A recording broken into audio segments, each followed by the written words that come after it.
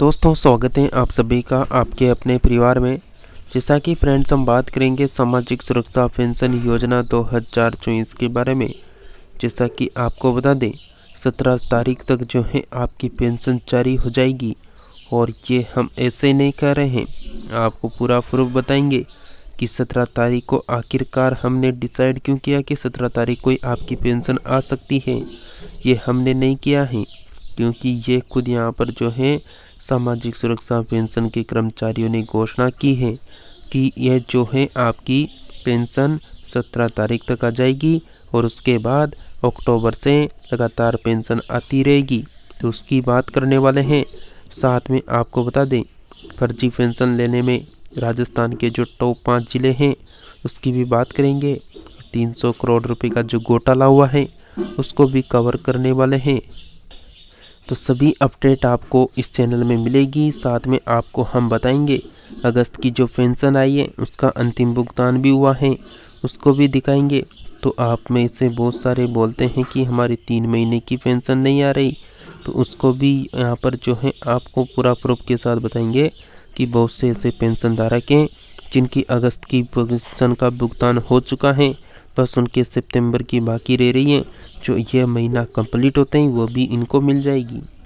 अगर आप सभी लगातार पेंशन की या राजस्थान की सभी योजनाओं की जानकारी पाना चाहते हैं तो इस काले कलर की पट्टी को दबा के चैनल को सब्सक्राइब करना है और इसके पास के घंटी को बटन के दबा के ऑल के ऑप्शन में रखना है ताकि हर योजना की जानकारी आप सभी साथी लोग तक पहुंच सके। तो तुरंत प्रभाव से चैनल को सब्सक्राइब करें, वीडियो को अधिक से अधिक लोगों को शेयर कर दें। जैसा कि आपको बता दें हमारे पास एक स्क्रीनशॉट है जिसमें आप साफ साफ देख सकते हैं कोषालय का नाम है राजगढ़ चूरू, खंड नगर क्षेत्र है राजगढ़, गांव मोहल्ला है यहाँ पर लंबोर छिपियाना।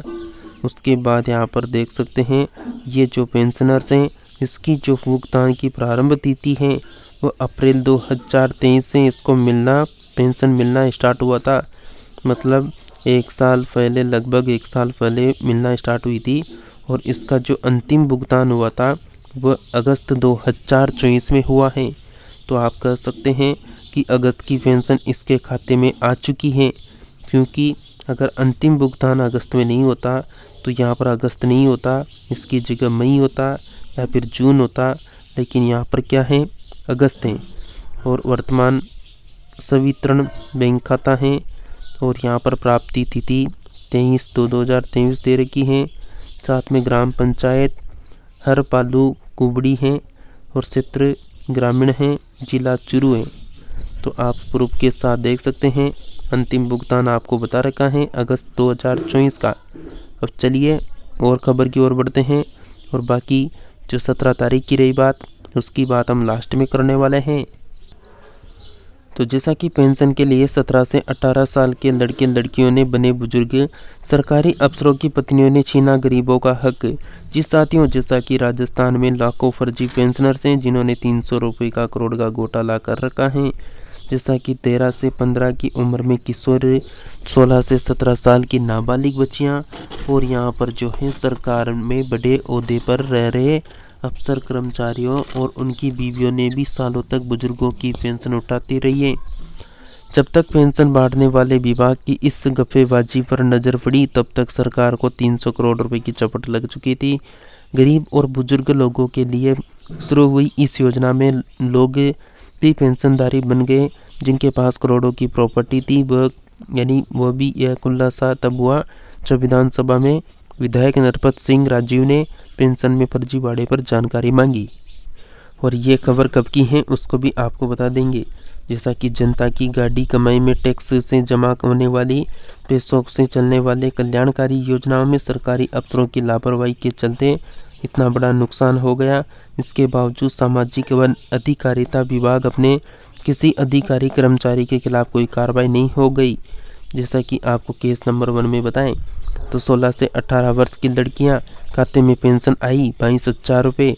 जयपुर के जमुआ रामगढ़ क्षेत्र निवासी काली देवी के बैंक खाते में वृद्धा पेंशन के लिए 1,02,000 रुपये आए खातों में, यानी वृद्धा पेंशन के 1,02,000 रुपये जमा हुए।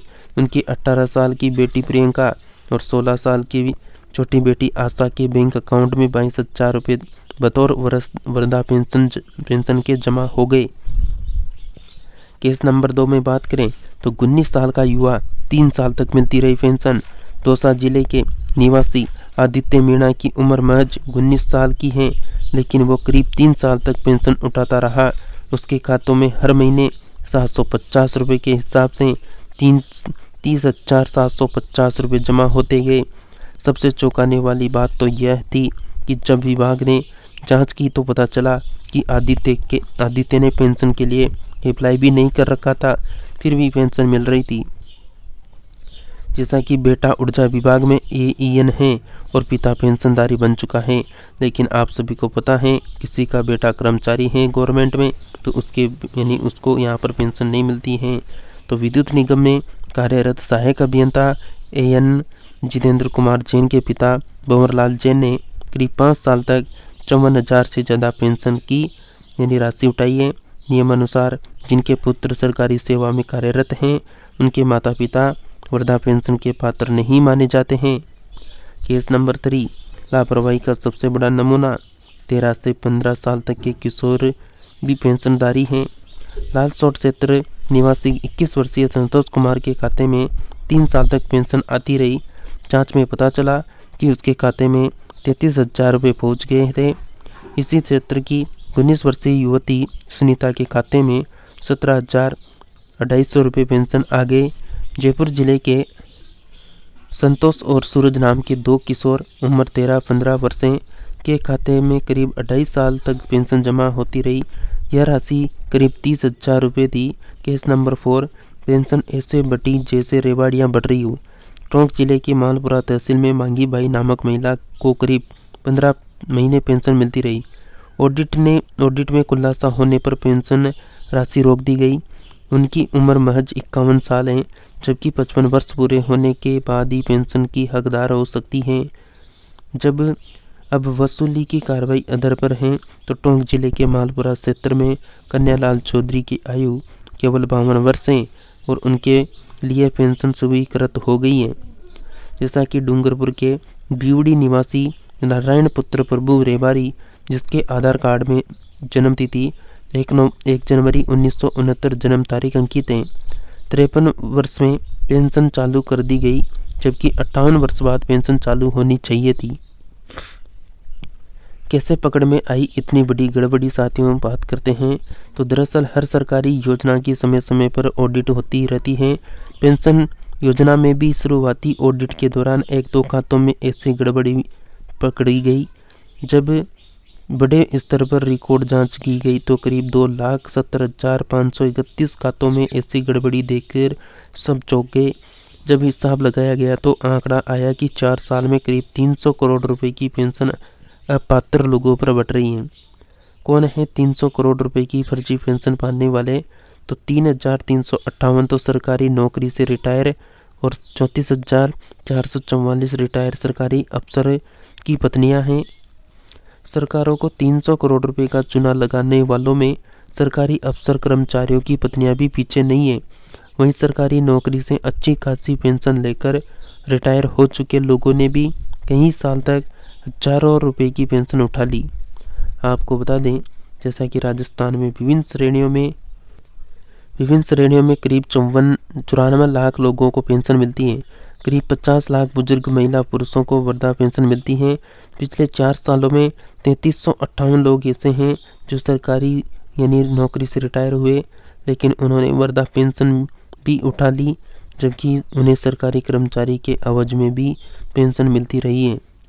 तो पति सरकारी अफसर कर्मचारी रही, पत्नियां उठाती रही पेंशन। नियमानुसार जिनके पति या पत्नी सरकारी नौकरी पर रहे हैं उन्हें पेंशन नहीं मिल सकती है, लेकिन ऑडिट के सामने आया कि 34,444 ऐसे लोगों ने अपात्र होते हुए भी पेंशन उठा ली। इनमें सबसे ज़्यादा आंकड़ा उन महिलाओं का जिनका पति सरकारी नौकरी में रिटायर हुए हैं, उन्होंने इसका ज़्यादा लाभ उठाया है। जैसा कि करौली के कालीचरण चतुर्वेदी नाम के सेवानिवृत्त पुलिसकर्मी ने खुद फर्जी तरीके से वृद्धा पेंशन उठाई थी। इस मामले में न्यायिक मजिस्ट्रेट ने आरोपी को 2 साल की कैद की सजा सुनाई थी और करीब 8 वर्ष पुराना मामला था। जैसा कि 19 साल की उम्र में पेंशन उठाने वाले नियमानुसार महिलाओं को 55 वर्ष और पुरुषों को 58 वर्ष की आयु पर ही वृद्धा पेंशन का पात्र माना जाता है, लेकिन 89,022 लोगों ने इस आयु को पूरा किए बिना ही पेंशन राशि उठा ली। केवल बुढ़ापा पेंशन के लिए हजारों लोगों ने अपनी उम्र के डॉक्यूमेंट्स में छेड़छाड़ की, यानी कि पेंशन पाने के लिए 19 वर्ष के युवा भी बुजुर्ग बन गए। ऑडिट में 19 से लेकर 40 वर्ष की उम्र में पेंशन उठाने वालों के कई मामले जांच में सामने आ चुके हैं। करोड़ों का बिजनेस फिर भी उठा रहे हैं पेंशन। नियमानुसार पेंशन राशि उन्हीं बुजुर्गों को मिल सकती है जिनकी वार्षिक आय 40,000 रुपये से अधिक नहीं हो, लेकिन आय संबंधित प्रमाण पत्र गलत पेश करके 50,331 लोगों ने पेंशन उठा ली। ऐसे में कई मामले सामने आए जिनका करोड़ों का बिजनेस चल रहा है, वे भी पेंशन उठा रहे हैं। विभाग के अफसर भी कम नहीं है। ऑडिट रिपोर्ट में सामने आया कि विभाग के अफसरों की गलती के चलते 93,376 लोगों को डबल पेंशन भेज दी गई है। फर्जी तरीके से पेंशन पाने वाले टॉप 10 जिले हैं। डॉक्यूमेंट्स में अपनी उम्र के गलत प्रमाण पत्र लगाकर पेंशन उठाने के मामले में सबसे टॉप पर जो दौसा जिला आता है, इसके बाद करौली, भरतपुर, अलवर और नागौर का नंबर है। जैसा कि यहाँ पर देख सकते हैं, ये रहा यहाँ पर अलवर 5,498, भरतपुर में 7,951, दौसा में 13,955, करौली में 10,485 और नागौर में है 4,898। जैसा कि आय मतलब इनकम संबंधित गलत प्रमाण पत्र लगाकर पेंशन उठाने के मामलों में बूंदी जिला सबसे टॉप पर है। इसके बाद झालावाड़, बारां, हनुमानगढ़, जयपुर जिलों के लोग इसमें शामिल हैं। जैसा कि हनुमानगढ़ में है 3,751, जयपुर में है 4,091, बूंदी में है 5,553, बारां में है 3,913 और झालावाड़ में है 5,552। तो सीएम की बड़ी फ्लैगशिप योजना में बरती गई ऐसी लापरवाही। सीएम अशोक गहलोत ने वर्ष 2018 से 13 के बीच में अपनी पिछली सरकार के दौरान बुजुर्गों को 500 रुपये मासिक के हिसाब से पेंशन राशि देना शुरू किया था। यह सीएम अशोक गहलोत की सबसे पहली और सबसे ज़्यादा लोगों को कवर करने वाली फ्लैगशिप योजना बनी। इसमें करीब 50 लाख बुजुर्गों को पेंशन दी जाती है।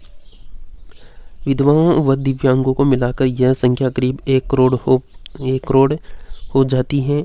इस बार भी सीएम गहलोत ने इस योजना पर शुरू से ही फोकस किया और पेंशन राशि उठाकर पहले 750 रुपये और करीब 1,000 रुपये मासिक कर दी गई।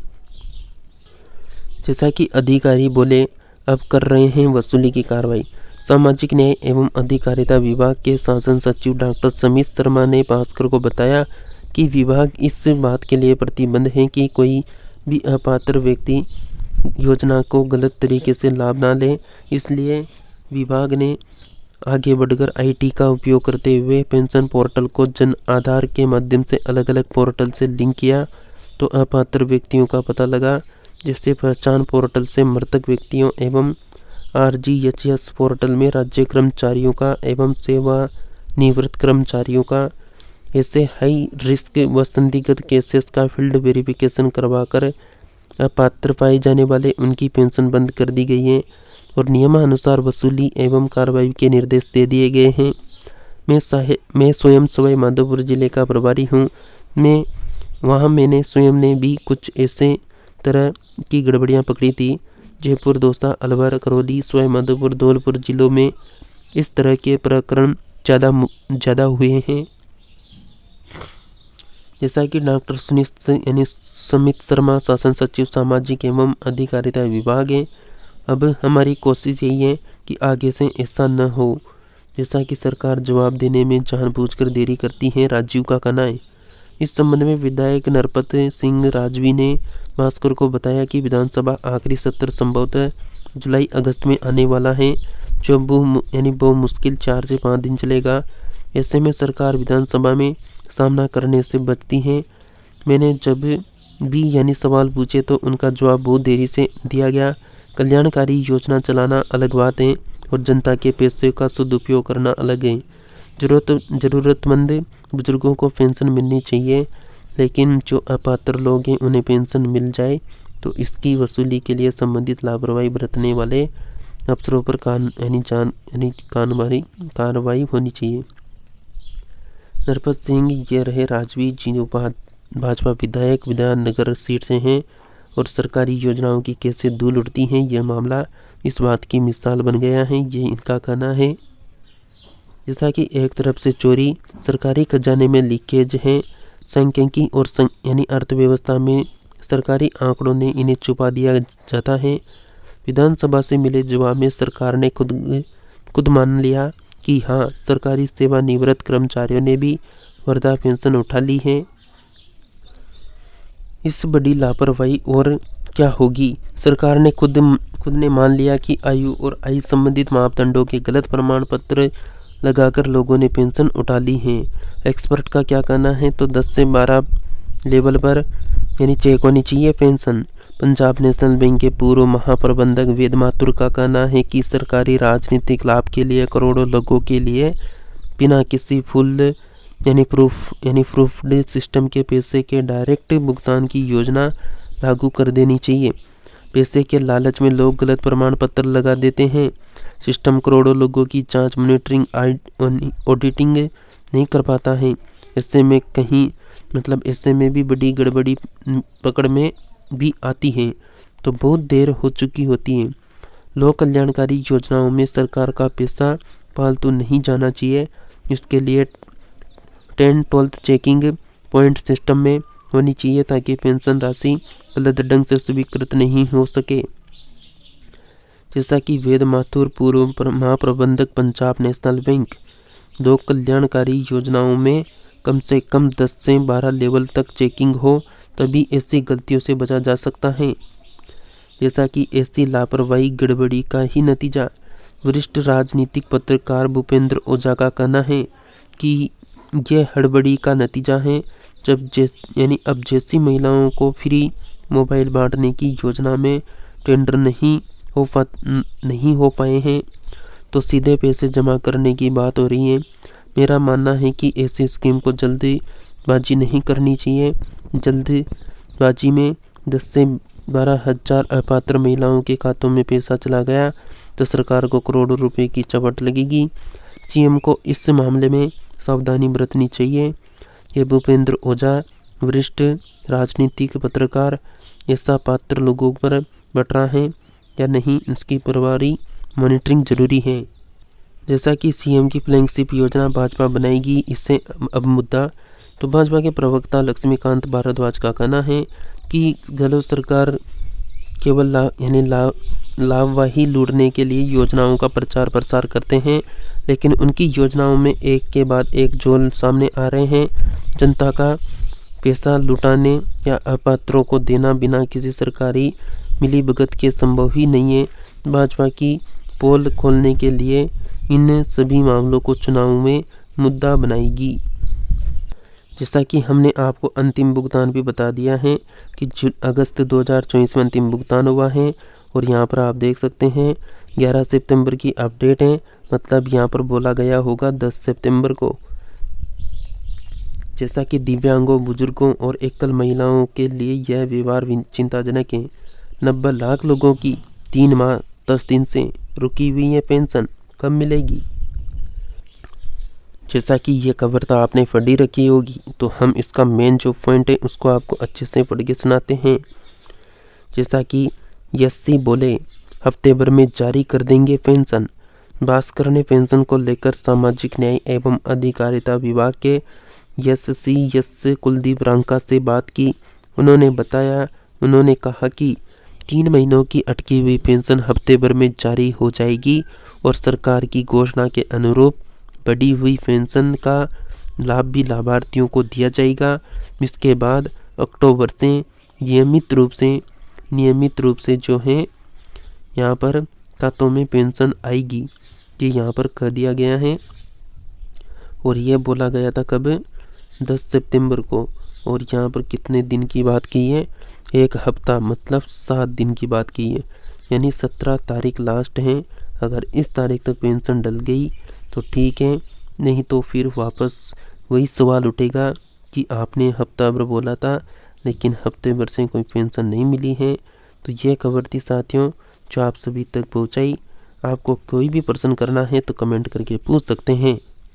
अगर आप राजस्थान प्रदेश के निवासी हैं और लगातार सभी योजनाओं की अपडेट पाना चाहते हैं तो चैनल को सब्सक्राइब करके इसके पास की घंटी के बटन को ऑल के ऑप्शन में रखें ताकि आने वाली सभी योजनाओं की अपडेट आप सभी तक पहुंच सके।